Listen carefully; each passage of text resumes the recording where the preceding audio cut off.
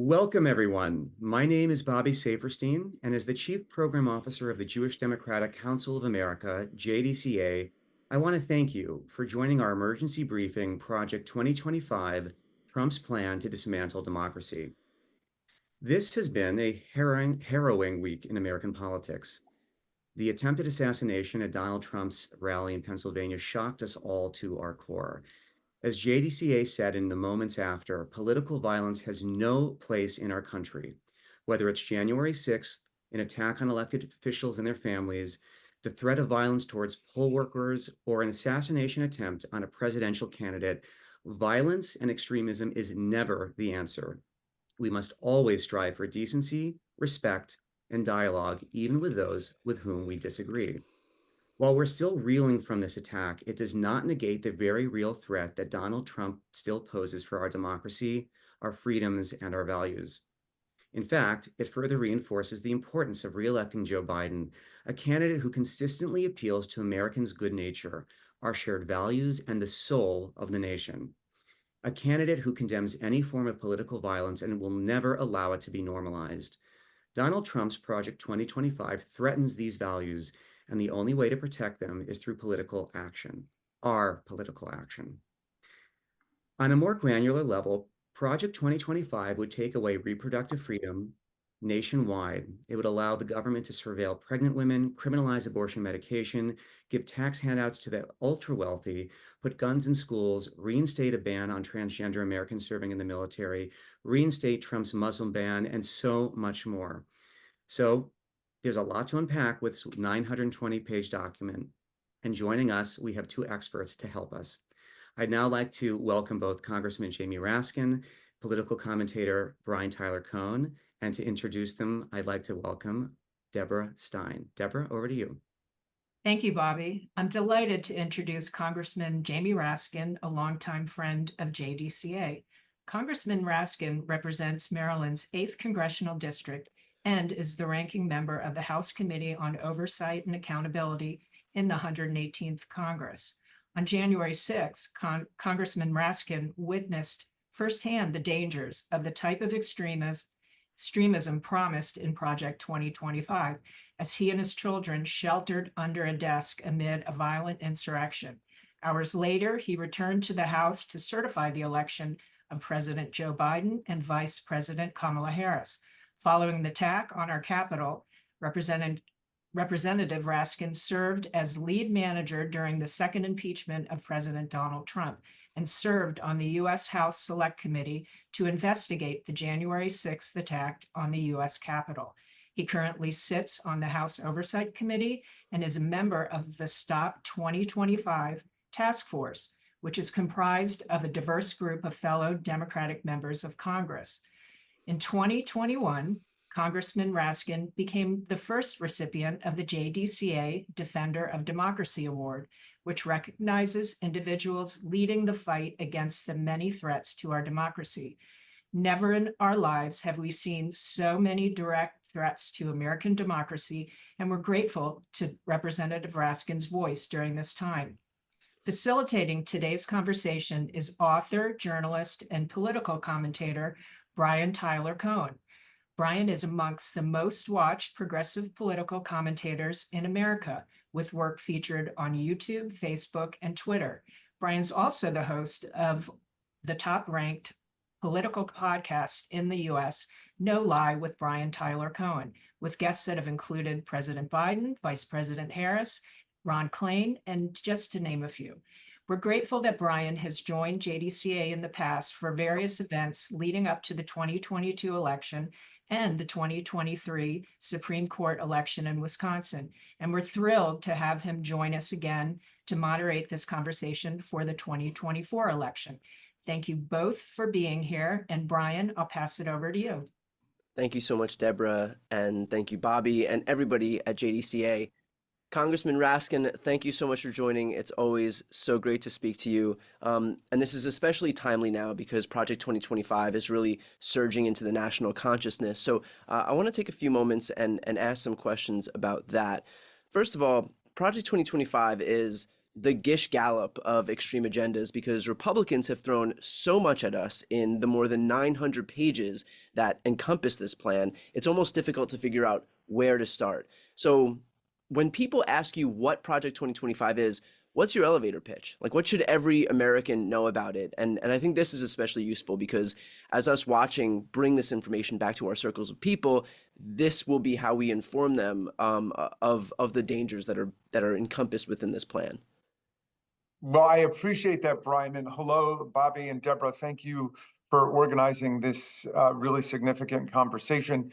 And always a delight to be with you, Brian. Look, I'm not sure that I've gotten the perfect little elevator pitch down. I mean, what I've been saying is that one, it is a collection of hundreds of the most extreme and dangerous policies that Trump's party have been advocating for years and now are trying to put into action in 2025. Two, it is a recipe for regime change to go from a constitutional democracy to the quasi-monarchical regime that the Supreme Court has been laying the red carpet out for. And three, it represents a civilizational death wish because in addition to everything else, it pulls the plug on all climate action and progress we've been making over the last several years. So that might be the single most important thing of all of the extreme policies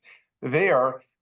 It is absolutely reversing course in terms of what we need to be doing in terms of confronting climate change. Now, in terms of the first category, you can choose your poison. I mean, you can start with the dismantling of the Department of Education and all Title I funding in the country. You can start with federal abortion ban, attack on IVF and birth control. You can look at the idea of replacing 50,000 professional civil service employees with Donald Trump acolytes and functionaries and sycophants who will do his will in every federal agency and department. You can look at the dismantling of independent federal agencies and commissions by overruling Humphrey's executor and giving the next president, who they of course want to be Donald Trump,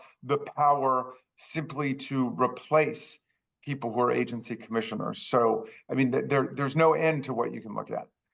Well, for me, and you had mentioned this, but the most chilling part of Project 2025 is that it would seek to replace the entire executive branch, place the entire executive branch under direct presidential control, which would eliminate the independence of the DOJ, the FBI, the FCC, and on and on. What could it mean when it comes to the DOJ that would then be full of Trump loyalists who could lend credence to these bogus election fraud claims that popped up in 2020 that will inevitably pop up in 2024? The difference being that, moving forward, if Project 2025 is intact, then the DOJ would no longer be independent and would basically be an arm of the Trump White House.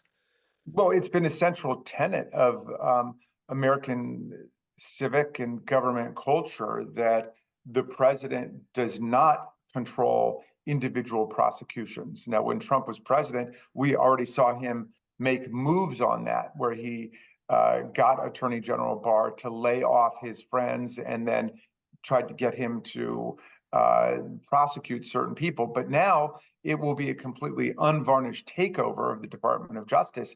They will view it like the executive office of the president, and Trump will be ordering everything from the roundup in internment camps of millions of immigrants for deportation under the Department of Justice to the prosecution and harassment and investigation of people who Donald Trump considers to be his political enemies and adversaries. And I got to say, he certainly got my attention when he ran a Truth Social communication with the pictures of all of the members of the January 6th Select Committee, with your humble servant first, and then Liz Cheney, and said all of these people are wanted for investigation and prosecution. I think he means it. He will also use his pardon power to pardon all the January 6th violent insurrectionists who attacked our police officers and engaged in seditious conspiracy to overthrow the government.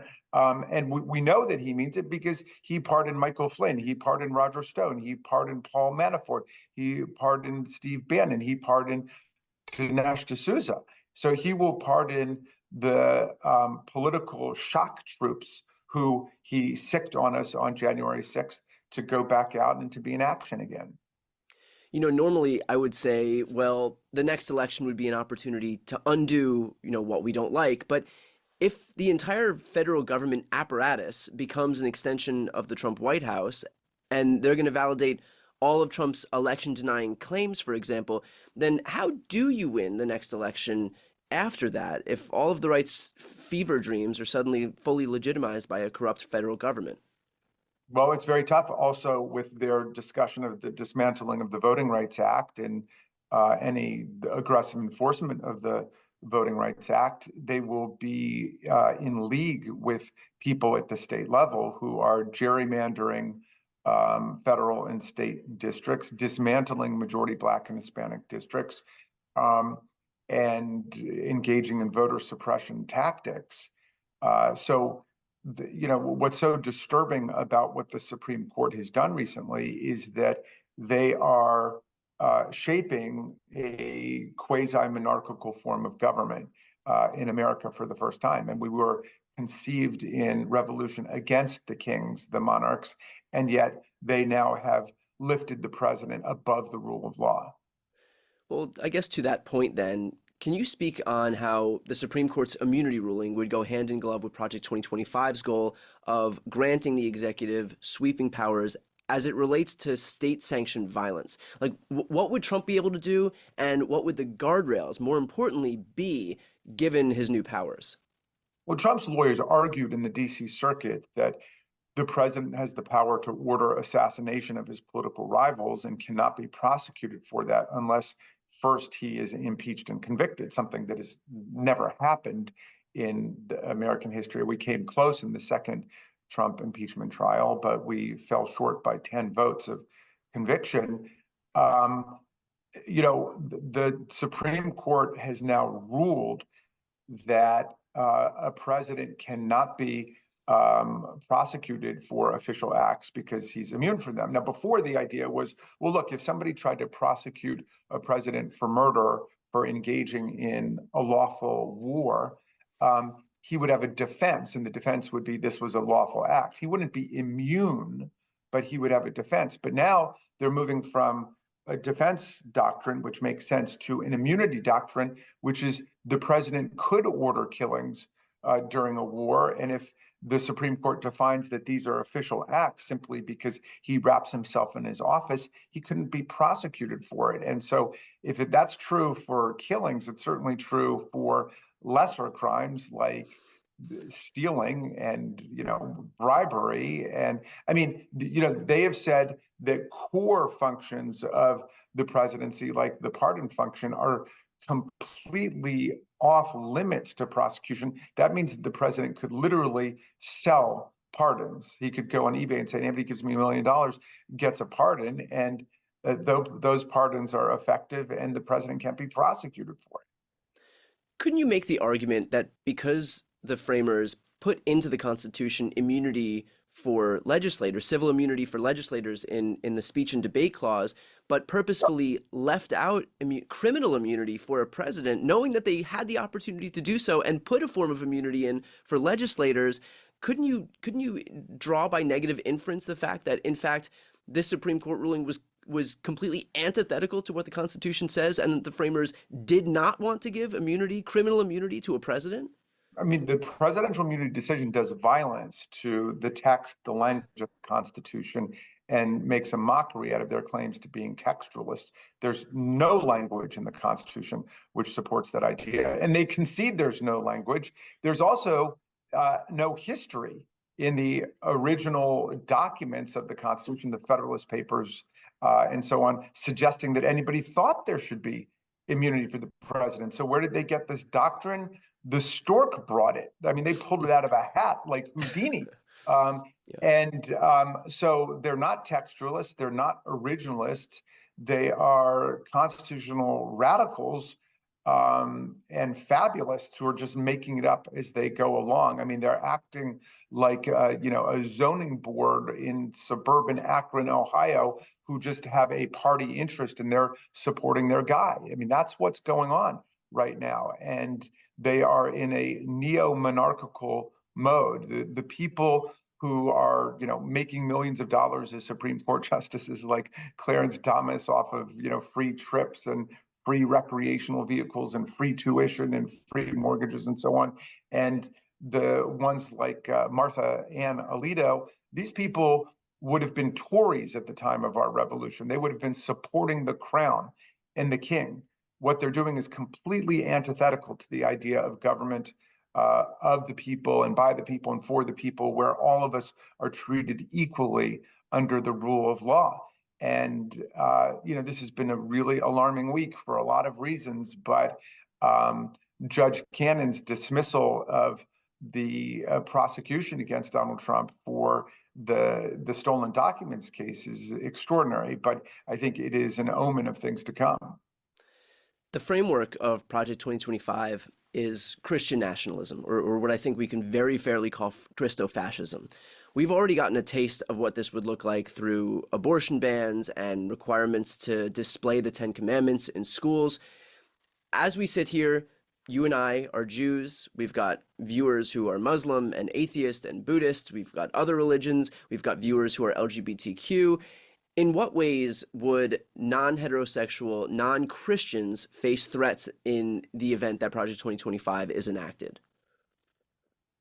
Well, that does seem to be the heart and soul of the Project 2025 mission, to install Christian nationalism. You could view that as the social base of this program, which otherwise advances the interests of very few people, Trump and Trump's family, certain large corporations, but it is through the connection to the religious right that they actually, bring in millions of people through, various mega churches around the country.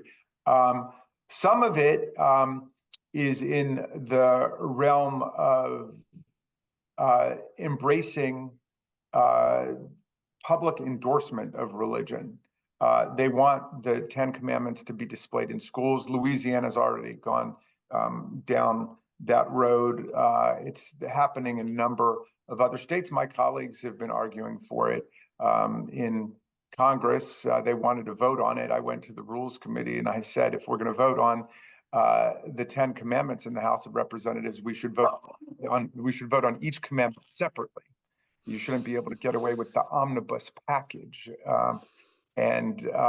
But this is like deadly serious stuff. And, as we saw in the prior Trump administration and in other Republican administrations, there's a real effort to channel all, housing assistance, social charity, soup kitchen money, anything like that through religious entities.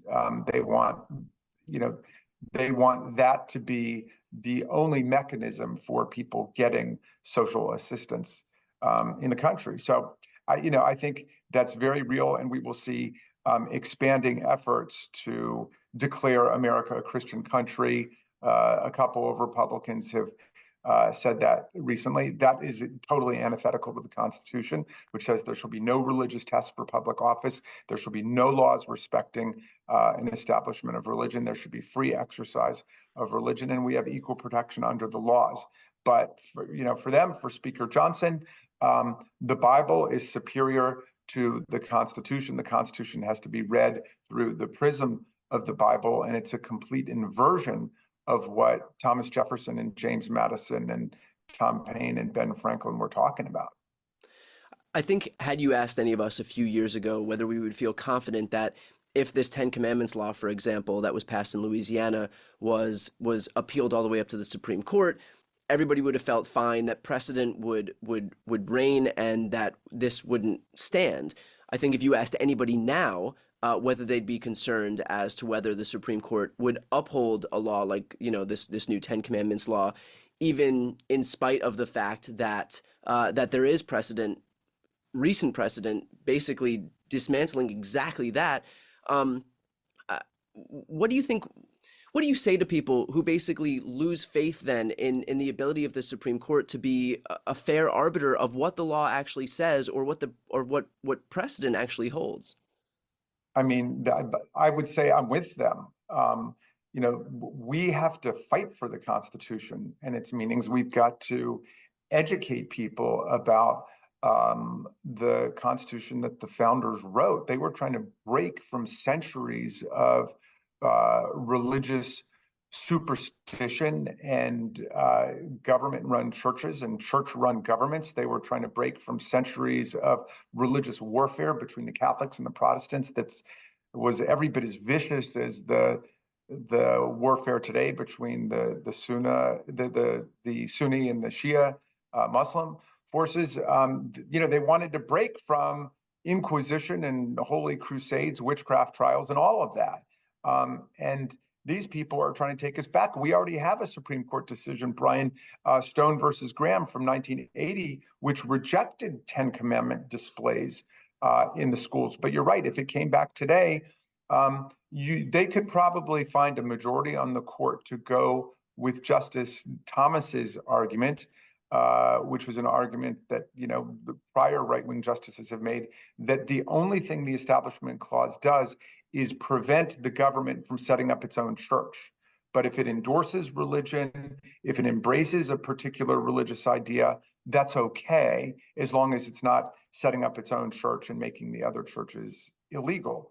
And I think we're very much headed to that interpretation of the First Amendment, which is extremely limited. There are also justices who have begun to return to the really old idea that Congress can't set up a religion, an official church, but states can do it. Because after all, the First Amendment just says Congress shall make no law respecting the establishment of religion. But it doesn't say that states can't do that. And, that was sort of how the theocrats, when the country started, were pushing. The Congregationalists, the Puritans were going to run Massachusetts, and the Catholics would run Maryland, and you could get the Anabaptists, the Amish and the Mennonites in Pennsylvania, and so on. That has been a hard-fought victory to say, no, the values of the Establishment Clause apply not just against the federal government, but against the states too. Now, switching gears a little bit, and this is an issue that you brought up at the top and that you've been a champion on, and that is the issue of climate. You've spoken out against Project 2025's attack on the EPA. Last year was the hottest year on record, and Americans are already facing extreme heat waves, flooding, wildfires, storms, you name it.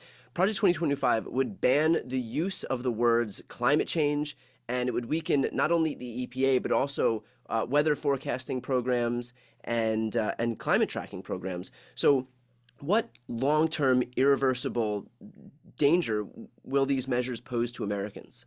Well, the ultimate danger, which is that the planet becomes uninhabitable by our species.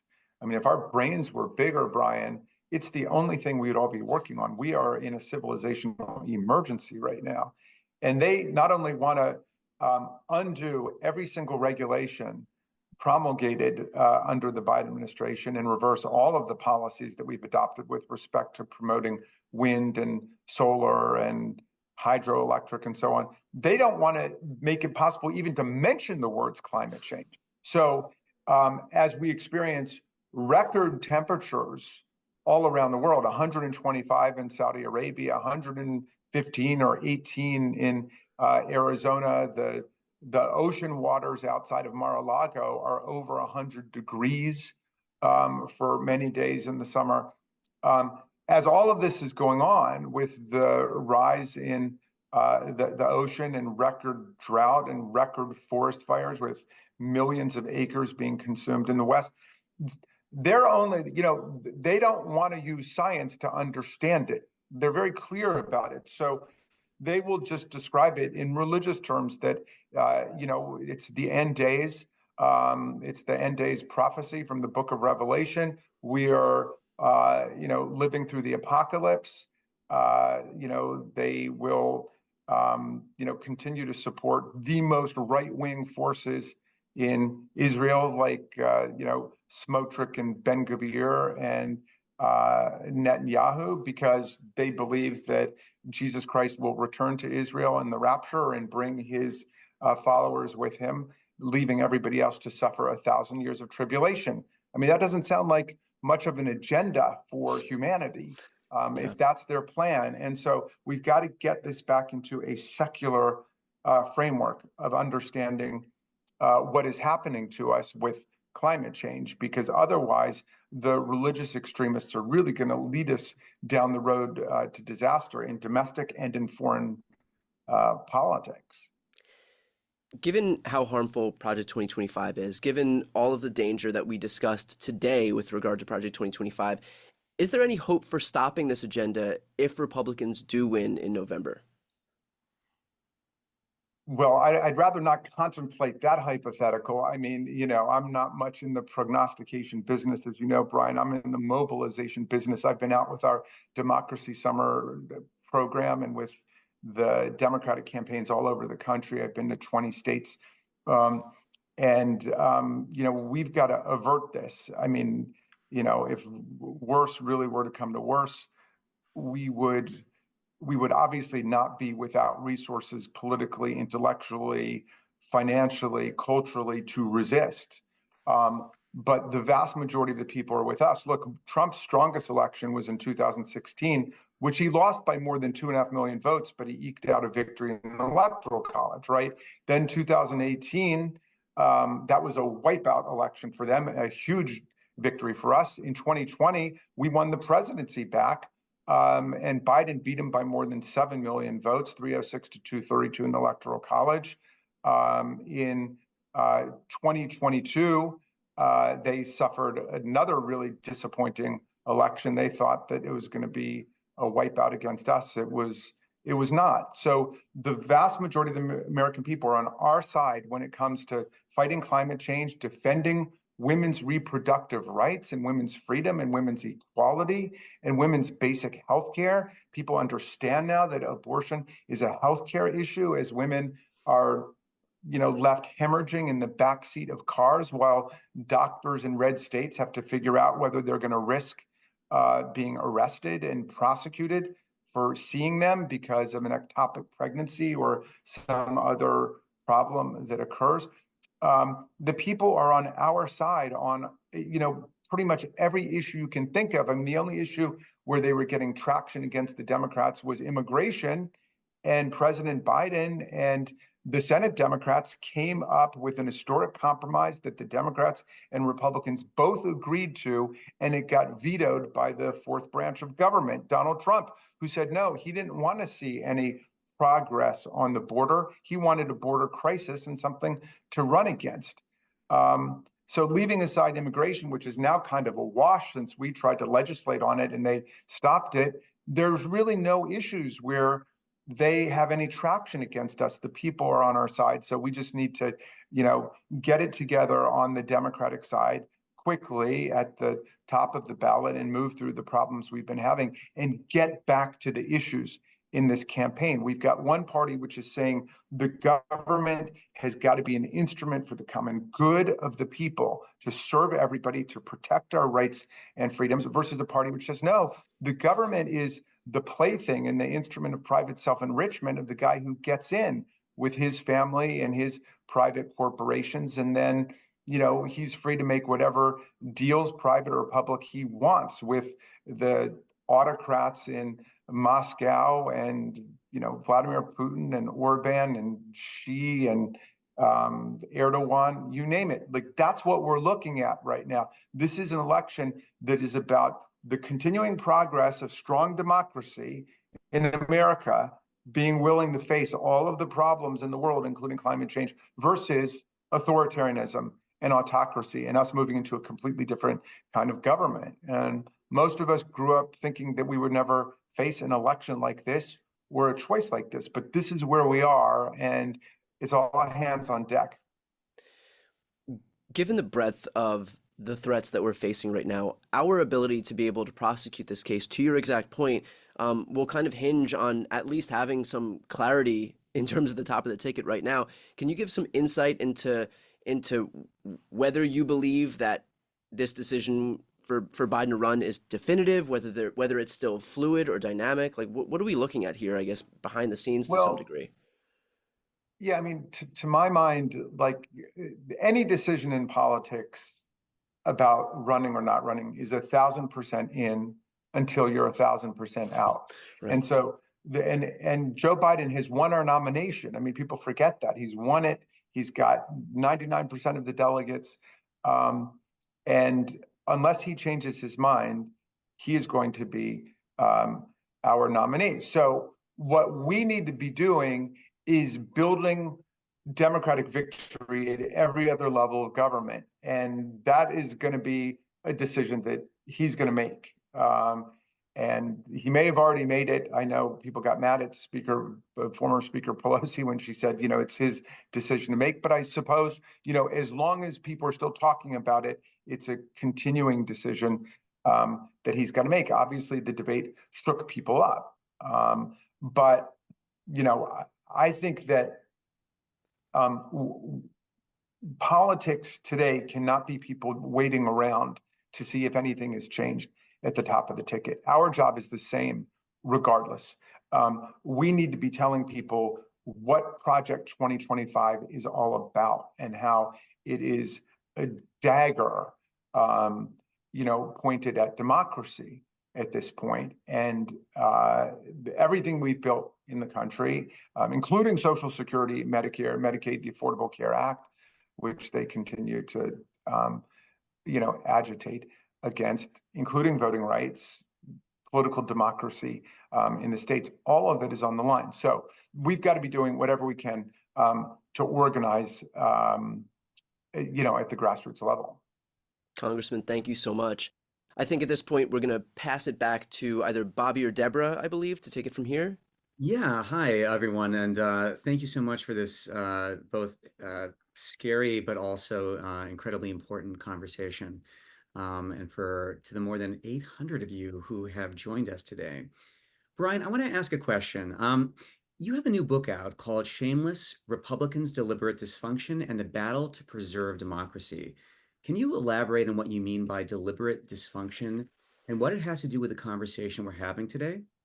Yes, thank you for asking. Yes, I do have a new book coming out in less than a month now, which is available for pre-order now.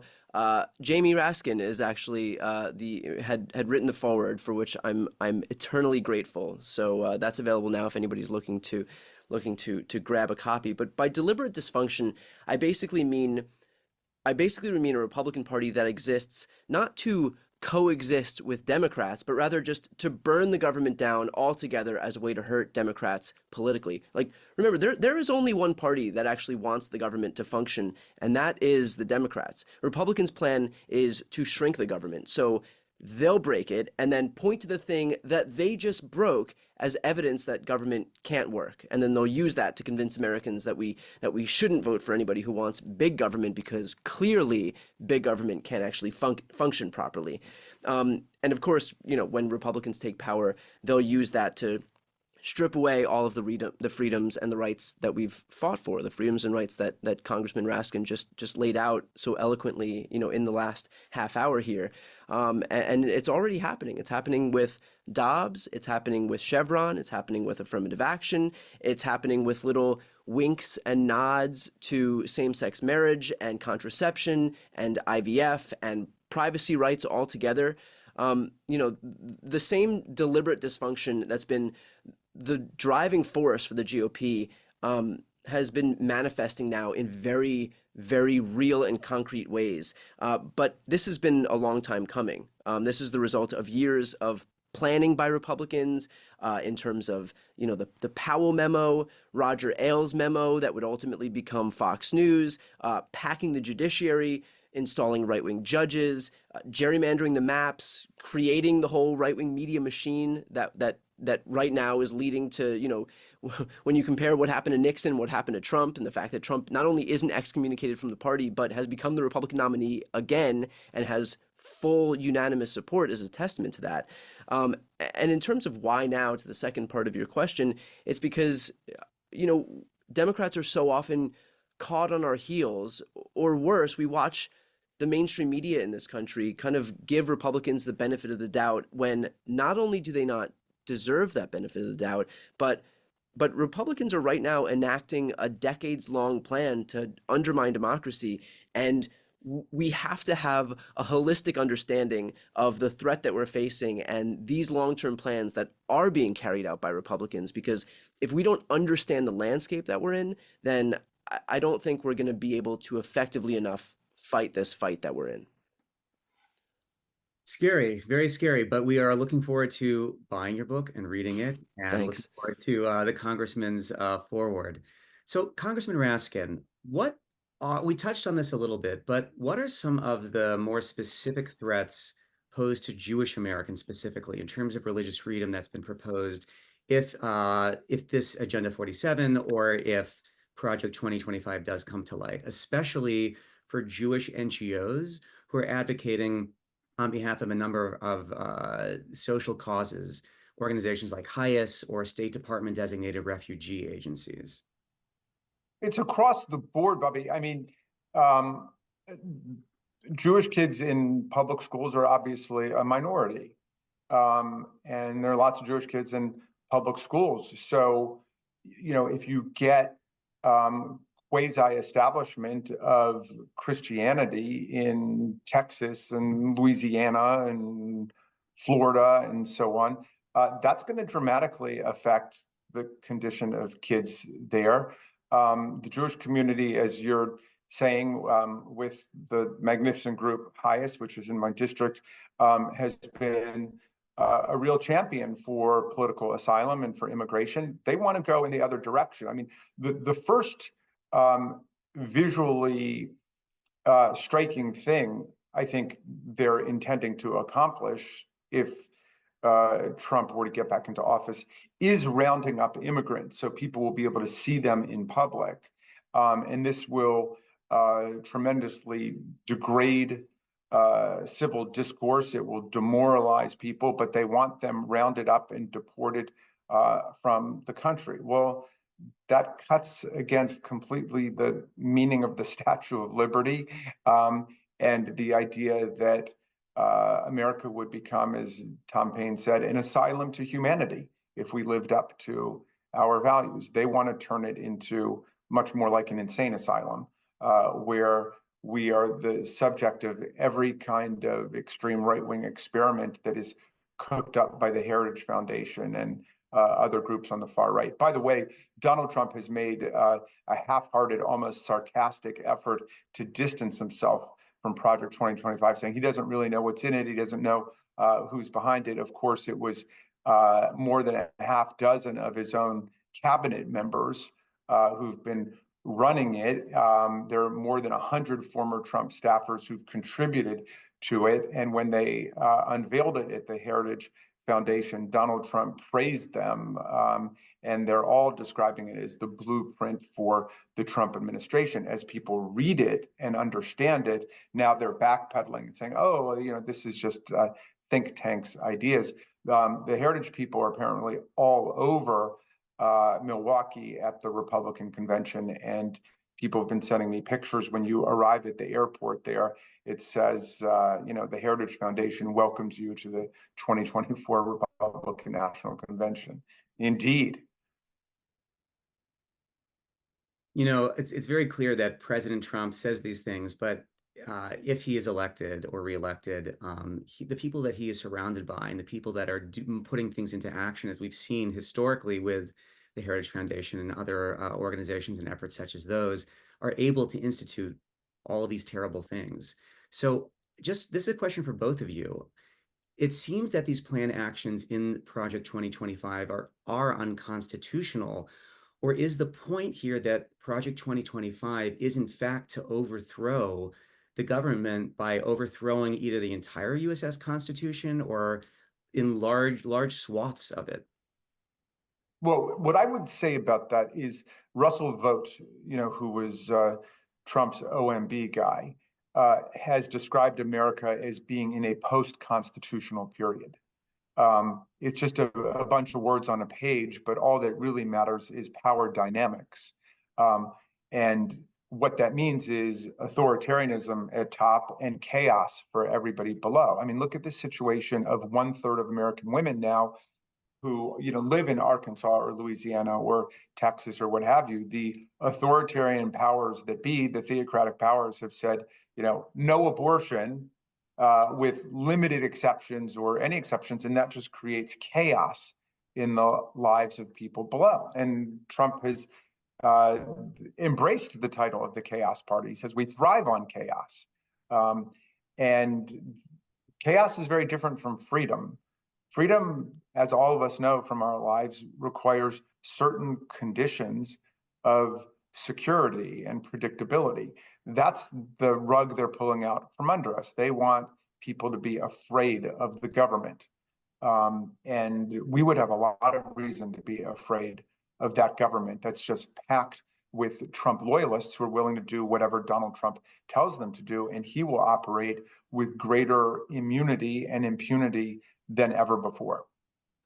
Yeah, I would just add quite simply that, the one of the most striking parts for me is that for so long Republicans have given themselves cover as the party of the Constitution, as originalists, as textualists, and at this moment where they are seeking to have full control of government, and where they're putting forward their agenda in broad daylight, it shows that it was never actually about any of those things. It was never about defending the Constitution or upholding the rule of law or any of the other things that they beat their chests about. It was always just to achieve this end goal of basically rolling back all of the rights and freedoms that we've been able to secure over the last two centuries.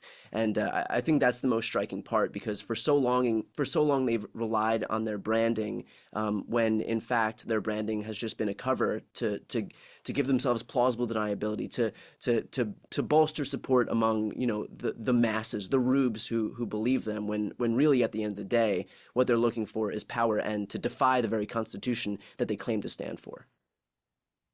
So what specifics of Project 2025 should we all be talking about to voters, to people in our communities, our families, our synagogues? What is a compelling elevator pitch for the average swing state voter?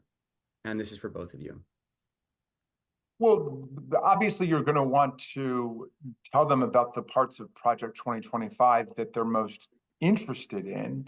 But I would emphasize that it neglects the real problems of the country, like out of control gun violence and climate change, to instead install a political dictatorship under the president. It's all designed for Donald Trump, but what we're talking about is getting rid of an executive branch of government which is made up of professional and expert civil servants and turning them into subordinates of the president, making the Department of Justice an instrument of prosecution and persecution of the president's enemies. Who knows whether we could ever recover from any of this? And again, it's a complete turning away from action on climate change, which is something I know the young people of the country feel very strongly about. So, we don't want people to be so terrified they start leaving the country right now. We want people to be properly concerned and to invest in this campaign. And I do believe that if the country is properly educated about what they're talking about doing, that people will be motivated and engaged for a multitude of reasons, and we'll be able to stop it. The vast majority of the people have no interest in what they're talking about doing, and they don't want us to become a party of chaos and insurrection and anarchy and betrayal of the Constitution and everything that prior generations of Americans have built. Yeah, obviously the congressman hit the nail on the head. I think that the first point is exactly the point that I would bring up as well. And I've had these conversations also with people to basically say, look, when you have 50, 100 or more thousand of, the government career civil servants who are then reclassified to become political appointees, and every facet of the federal government, but especially the Justice Department, basically becomes an arm of a political party. And they're able to validate even the most extreme, fantastical claims that are concocted by that political party, then it's going to be really hard to come back from that. It's going to be hard to come back when you have, a Justice Department, for example, that validates election fraud claims. And, those claims have popped up in cities like Detroit and Milwaukee and Madison and Philadelphia. And what happens if they attack, the voting population centers in those cities, but all the other votes are fine? And so the scary part for me and the folks that I've spoken with is the prospect of coming back from that. But the hopeful part is that we're not there, and we have an opportunity right now with a coalition that we know exists, because that coalition came out in 2020, a coalition that we know exists that can put these ideas in the dustbin of history, and that's where we are. We have an opportunity that so many other fallen governments don't have right now. And so I think that's just all the more reason to make sure that people, yes, know what's at stake with Project 2025, but more importantly, know that we have agency here. And for as bad as it seems, that if we're able, to round up our circles of people and find the people in our lives who don't vote, who don't care about politics, who may feel disaffected. My own sister, when I asked her if she was voting for governor in Florida in 2018, asked me what a governor is. So if there's those people in my family with me proselytizing everybody around the dinner table when I go home for the holidays, then I know that there are people in everybody's families who can be persuaded. So we do have that opportunity right now. So if there is a democratic, so to speak, Project 2025, what would that Democratic Project 2025 be, and where can we find it so we can instill some of this hope in the people that we are trying to get to vote for President Biden and Vice President Harris? Well, I appreciate you raising that, Bobby. I mean, it's the critical point. Look, when we say we're defending democracy, I want to add an important proviso to that. I mean, defending democracy makes it sound like it is a static collection of institutional frameworks, and we are just conservatives. We are conservatives in that we want to defend everything that these nihilists want to tear down. But the spirit of democracy is the spirit of the more perfect union. Democracy is always an unfinished project. It is a process in motion. So, we got millions of people who are disenfranchised in America. We got 700,000 people living in the nation's capital who are not represented in Congress. And it's time for DC statehood. We get 3.5 million people in Puerto Rico who are not represented in Congress. It is time for statehood for Puerto Rico. It is time for a constitutional amendment guaranteeing the right to vote. All we've got is a ragtag collection of anti-discrimination amendments like the 15th Amendment or the 19th Amendment. I mean, they've brought people in, that's great, but nowhere do we have a universal establishment of an affirmative right to vote for all citizens, which is why we're constantly playing catch up against mega attacks on people's right to vote with all of these voter suppression tactics and photo ID laws and all of that kind of stuff. So we got to establish the right to vote. It's the 21st century. How about we start electing the president of the United States the way we elect, U.S. representatives and senators and governors? Whoever gets the most votes wins. So MAGA cannot manipulate every nook and cranny in the obsolete electoral college system to try to relitigate and revisit the election result and attack what the people's choice has been. We've had 5 popular vote losers elected as president in our history, twice in this century alone, in 2000 and 2016. The Electoral College is anti-democratic the way that it operates, and it marginalizes the vast majority of the country in general elections because it comes down to the swing states, and it's increasingly dangerous because we're up against the mega cult, and they're able to use the Electoral College to undermine the choice of the people. So we got to keep democracy moving. Tocqueville said in Democracy in America that voting rights and democracy are either shrinking and shriveling away, or they're growing and they're expanding. And we've got to get back on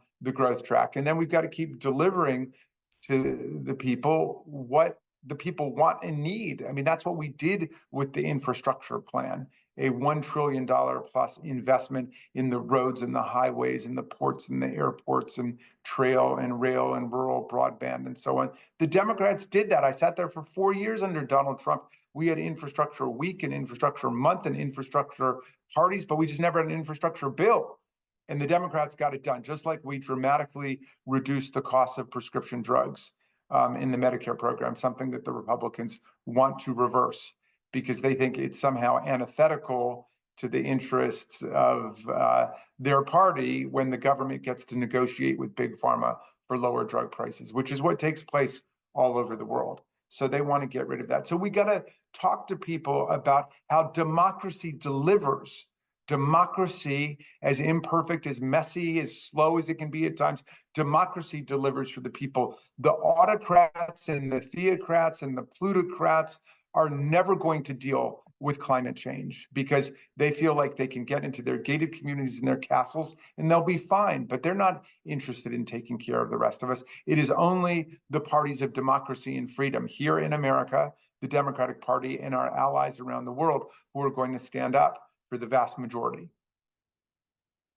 So one final question for both of you, and I want to thank everybody at home or wherever you are who's been tuning in and has been sending us some really excellent questions. I'm sorry we can't get to all of them, but we have a limited amount of time.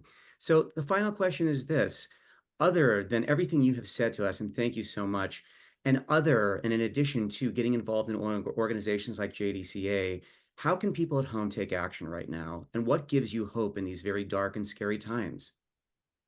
We'll start with Brian.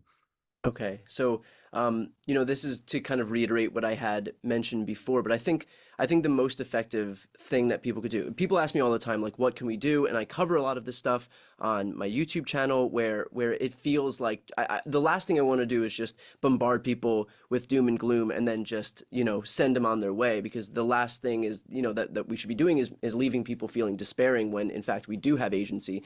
So my point is simple. And it's what I alluded to just before, is just find 2 or 3 people in your circle who haven't voted, who have no plans to vote, and make them your responsibility in this election. In 2020, the difference in Wisconsin, often looked to as the tipping point state in every election, every recent election, has been the difference between a Biden win and a Trump win was 2 votes per precinct. That's it. That's what separated that state going for Joe Biden versus going for Donald Trump. So it does not take a lot to be able to flip an election. So if everybody here found just a couple of people in their lives who wouldn't otherwise vote, who wouldn't otherwise be involved in this process, and made them your responsibility, it is a small step, but these elections are not won, in a game of miles. They're won in a game of inches. So I think that's the most effective thing, in my opinion, that people could do that might feel small, but in fact has a major impact. And Congressman. Well, my dad used to say to us when we were growing up, Bobby, when everything looks hopeless, you're the hope. And I feel like the people on this Zoom are the hope. And everybody here has intellectual resources and political resources and financial resources that they can use to reach other people, to get them involved in this all-important struggle. And I also derive a lot of hope from the young people who are so much beyond the anti-Semitism and the racism and the immigrant bashing and so on. They also, I have found, are a little bit beyond grammar, but that is a different problem just because of all the tweeting and the texting and everything. But I derive a lot of hope finally from the prior generations of freedom and democracy patriots in our country and all over the world who have fought for the progress of civilization and humanity. And I'll leave you with the words of 2 of them, Frederick Douglass, who said, if there's no struggle, there's no progress. The struggle may be moral, it may be physical, it may be moral and physical, but there must be struggle. Power concedes nothing without a demand. It never has and it never will. And Tom Paine, who said, I'm going to update the language pursuant to instructions from Nancy Pelosi, but he said, these are the times that try men and women's souls. The summer soldier and the sunshine patriot will shrink at this moment from the service of their cause and their country. But everyone that stands with us now will win the love and the favor and the affection of every man and every woman for all time. Tyranny, like hell, is not easily conquered, but we have this saving consolation. The more difficult the struggle, the more glorious in the end will be our victory. So let's make that victory ours in 2024. It's up to us.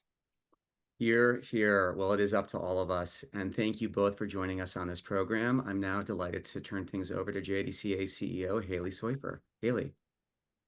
Thanks, Bobby. And I just want to thank Congressman Raskin and Brian for joining us. You are such wonderful partners and advocates for the values that we share at JDCA, and in defense of democracy. We have no greater allies. So we really, really appreciate you sharing your insight with us today. We're at a pivotal moment in American history, and the outcome of this election in just 110 days will determine the character of our nation going forward, whether we are a democracy, as we have been for 248 years, or whether we turn the government over to someone who has pledged to be a dictator on day one. And yes, as Maya Angelou said, when someone tells you who they are, we must believe them the first time.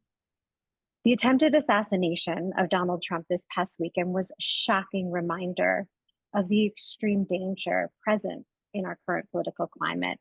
And while we unequivocally condemn the senseless act of violence, we are also honest and clear-eyed about the extent to which the MAGA movement and former President Trump have had a hand in fomenting it. They are the only ones who have called for, mocked, and even incited political violence. And we'll never forget that it was Donald Trump at the 2020 presidential debate who refused to condemn white supremacy and instead incited the Proud Boys to stand back and stand by, and they heeded his call on January 6th. When we all vote on November 5th, or before, if you vote early or vote by mail, just remember, it's not just the candidates that we are voting for. It's also the issue of democracy and our rights, which are on the ballot. This is why we are doing everything we can to elect President Biden and Vice President Harris and Democrats in the Senate and Democrats in the House to defend our democracy. And we hope you will join us. To learn more about how you can get involved, please visit jewishdems.org and sign up for our events. And we have many of them. We're working 24/6. Yes, we take the Sabbath off, but we are working 24/6 over the next 110 days to get out the vote for Democrats. And we do have a training. We have upcoming phone banks in Michigan, Pennsylvania, Wisconsin, and Florida just next week. You can click on the link in the chat. And if you've never phone banked before, don't worry. First of all, it works. Direct voter engagement is highly effective. But we also have a training for you, our second national training. We're really grateful to the many of you who joined us last time. Our next one is August 2nd. And if you're interested in becoming involved in one of our state chapters, please join us. You can fill out the interest form in the chat. We want to thank you for joining us today. We want to thank Congressman Raskin and Brian for being our partners in this fight in the defense of democracy. And we look forward to seeing all of you again. Thanks.